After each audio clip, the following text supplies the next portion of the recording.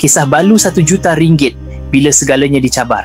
Ini bukan sekadar kisah tentang duit takaful, tetapi kisah seorang wanita yang dinafikan haknya oleh keluarga mentua sendiri.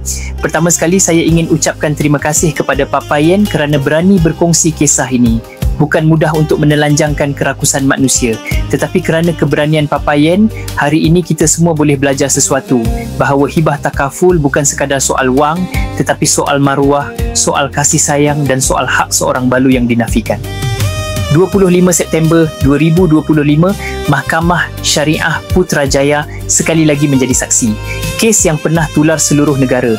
Keluarga mentua mencabar hibah takaful bernilai RM1 juta dan yang disaman bukan syarikat takaful tetapi balu sendiri. Ramai masih keliru. Ini bukan salah syarikat takaful. Duit hibah sebenarnya telah pun dibayar penuh kepada balu beberapa tahun lalu. Syarikat juga sudah melaksanakan tanggungjawab dan siap menyediakan peguam untuk membantu. Namun keluarga mentua terus mencabar. Mereka mahu wang itu difaraidkan. Mereka mahu balu tidak terima hibah tersebut. Mereka mahu Undang-Undang Islamic Financial Services Act dilawan semula walaupun akta itu telah diluluskan Parlimen. Balu ini bukan orang senang. Dialah yang sambung bayar caruman takaful suami ketika arwah sakit.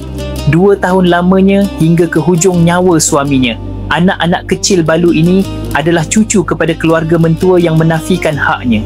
Selepas arwah meninggal dunia, nama balu dibuang dari pentadbiran pusaka. Hibah dicabar, pentadbiran pusaka dicabar, pencen arwah turut dipertikaikan.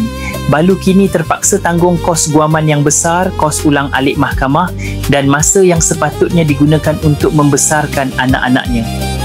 Persoalannya, kenapa keluarga mentua saman balu sedangkan yang dicabar adalah akta negara? Kenapa mereka sanggup lawan menantu sendiri walhal cucu-cucu mereka juga akan terkesan? Adakah ada tangan-tangan lain yang mengapi-apikan keadaan? Kepada yang berfikir, kalau hibah boleh dicabar, baik batalkan takaful. Ingatlah, bukan hibah sahaja yang boleh dicabar. Pusaka boleh dicabar, pentadbiran boleh dicabar, malah perkahwinan pun boleh dicabar. Kalau semua boleh diserang, apa yang tinggal untuk melindungi keluarga? Hibah takaful tetap bukti kasih seorang suami kepada isteri. Yang salah bukan produk. Yang salah adalah kerakusan manusia. Arwah suami balu ini seorang pegawai kerajaan. Ada rumah sendiri, rumah sewa, tanah, kenderaan dan simpanan tabung haji. Nilainya jauh lebih besar daripada RM1 juta hibah takaful. Namun kini, sebahagian besar harta itu berada di tangan keluarga mentua. Balu ini bukan wanita kaya, tidak pernah ambil tahu harta suaminya. Namun kini, dialah yang jaga 3 anak perempuan arwah. Anak-anak yang tidak bersalah, yang dibesarkan penuh kasih sayang walau ibunya dihina, dipinggirkan dan ditentang mentua. Buat ejen takaful, kisah ini bukan sekadar skrip jualan.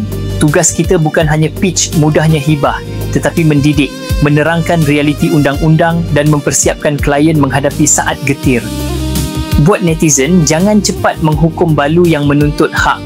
Ambil tahu tentang pusaka bukan tanda tamak, tetapi langkah bijak agar perjalanan keluarga lebih mudah. Kepada balu ini, kisah anda bukan kisah kecil. Puan adalah lambang ketabahan seorang wanita. Setiap langkahmu di mahkamah, setiap air mata yang jatuh, sedang menulis sejarah menentang kerakusan dan ketidakadilan. Kes ini dijangka mendapat keputusan awal Januari 2026. Namun jalan perjuangan masih panjang. Semoga ada perlindungan undang-undang untuk balu yang dizalimi. Ini bukan sekadar hibah boleh dicabar. Ia lebih besar daripada itu. Siapa balu, siapa mentua, biarlah rahsia. Terima kasih Papa Yen kerana berkongsi di Facebook cerita ini. Kerana menjadi suara buat mereka yang ditindas.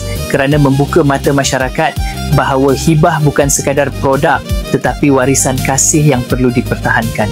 Semoga perkongsian ini terus menjadi pengajaran dan inspirasi kepada kita semua.